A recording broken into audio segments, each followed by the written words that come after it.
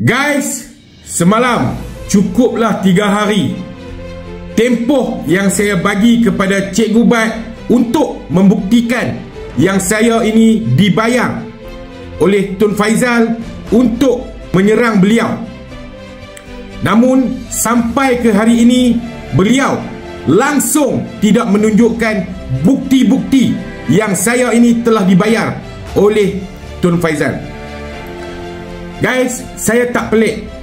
Saya tidak pelik sebenarnya, dan saya sengaja mencabar kerana saya tahu dia tidak boleh membuktikan yang apa dia tuduh itu adalah betul. Kerana sememangnya dia adalah seorang pemfitnah. Tuan-tuan boleh tengok ni.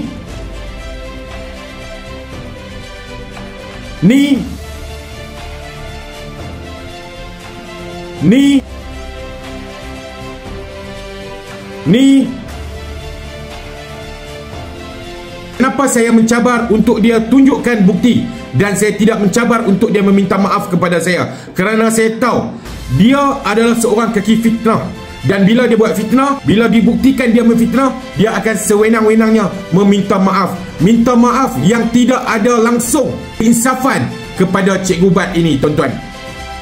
Tuan-tuan boleh tengok berapa banyak permohonan maaf yang telah dia buat setelah dia memfitnah. Ni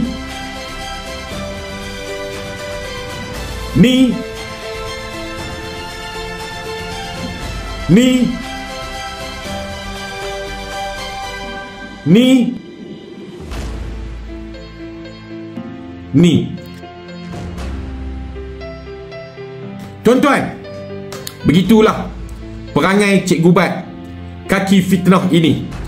Tuan-tuan, dia bukanlah pejuang. Sebenarnya dialah liability kepada parti.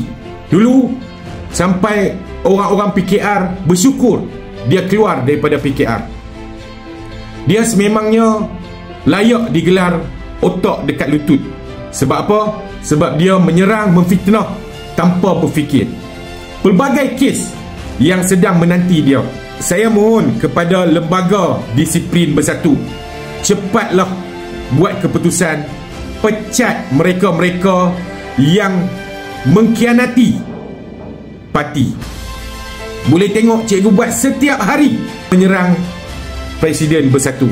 Pada yang masih percaya lagi dengan fitnah-fitnah cakap-cakap Cikgu Bat ni, saya harap anda juga bermuhasabah diri. Renung-renungkan bagaimana seluruh bahagian di Negeri Sembilan sepakat, 7 bahagian sepakat melabelkan Cikgu Bat ni sebagai pengkhianat.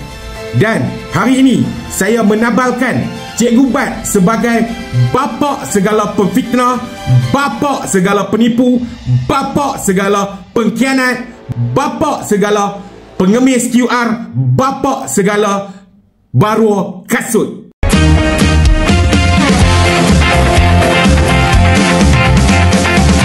Mari tuan dengar ini cerita. Ada seorang musibar yang membabi buta. Kononnya dia paling satria, rupanya tim kosong tak berguna. Semua tahu dia anjing suruhan Tok Ubang, tergilakan jawatan. Kejam dia tuduh, kejam dia fitnah. Asal boleh duit apapun dia tak kisah.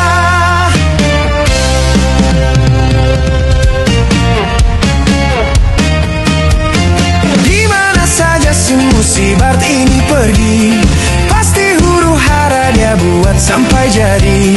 Kuat berlakon sana dan sini, siapa percaya bodoh sekali.